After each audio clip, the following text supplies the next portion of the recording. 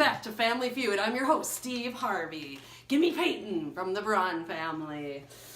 I have 5 questions. You got 25 seconds on the clock. If you repeat an answer, you'll hear this sound. Are you ready? Mm-hmm. Start the clock. Who wrote the book 1984? George Orwell. How many people died in Upton Sinclair's The Jungle? Too many to count. How many narrators are in William Faulkner's The Sound and the Fury? 3 or 4. What is the name of Calypso's island in the Odyssey? We'll get you. What is the name of the Shakespearean play that is the basis for the smash hit film She's the Man? Twelfth Night.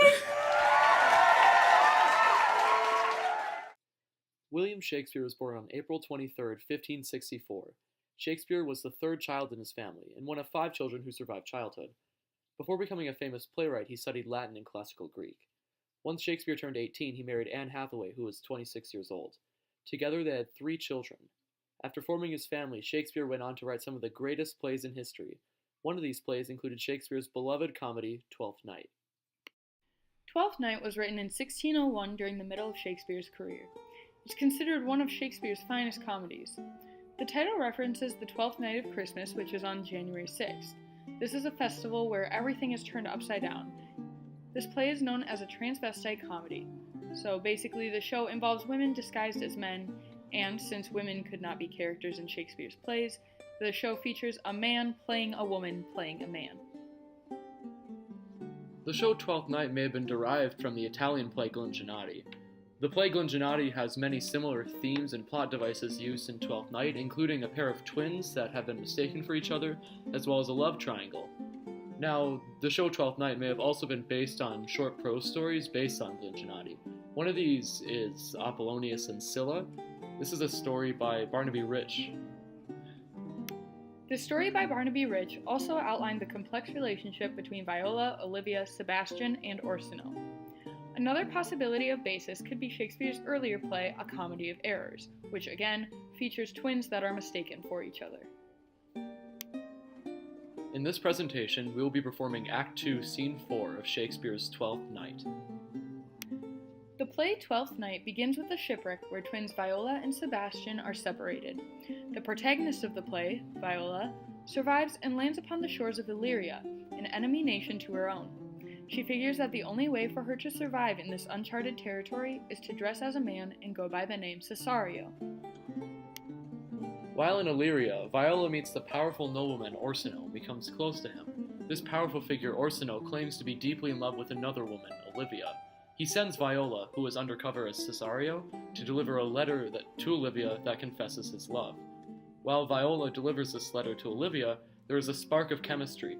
Olivia believes that she cannot love the nobleman Orsino, but rather she seems to be falling in love with Cesario. Meanwhile, the audience discovers that the twin brother Sebastian did in fact survive the shipwreck. Coincidentally, Sebastian decides to travel to Orsino's court. Before Sebastian arrives at Orsino's court, Viola and Orsino have a conversation about love. In the scene we are about to perform, it is revealed that Viola is falling in love with Orsino. She cannot act on these feelings because to him, she is the noble servant Cesario. Furthermore, Orsino is dying to court and marry Olivia.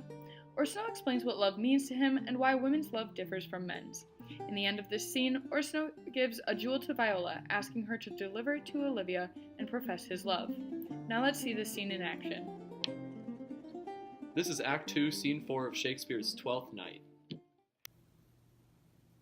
Play the tune, Curio. Come hither, boy.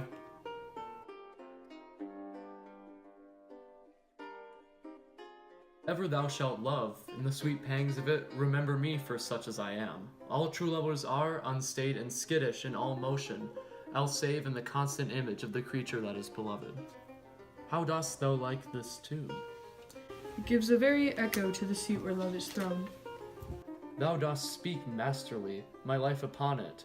Young though thou art, thine eye hath stayed upon some favor that it loves. Hath it not, boy? A little, by your favor. What kind of woman is it? Of your complexion. She is not worth thee then. What years of faith? About your years, my lord. Too old by heaven? Let still the woman take an elder than herself. So where's she to him? So sways she level in her husband's heart. For boy, however, we do praise ourselves, our fancies are more giddy and unfirm, more longing, wavering, sooner lost and worn than women's are. I think it well, my lord. Then let thy love be younger than thyself, or thy affection cannot hold the bent, for women are as roses, whose fair flower, once being displayed, doth fall that very hour. And so they are. Alas, that they are so, to die even when they are to perfection grow. Once more, Cesario, get thee to yon same sovereign cruelty. Tell her my love more noble than the world, prize not quantity of dirty lands. The parts that fortune hath bestowed upon her, tell her I hold as giddily as fortune, but 'tis that miracle and queen of gems that nature pranks her and attracts my soul. But if she cannot love you, sir? I cannot be so answered. Sooth, but you must. Say that some lady, as perhaps there is, hath for your love a great pang of heart, as you have for Olivia. You cannot love her. You tell her so. Must she not then be answered? There is no women's sides can bide the beating of so strong a passion, as love doth give my heart.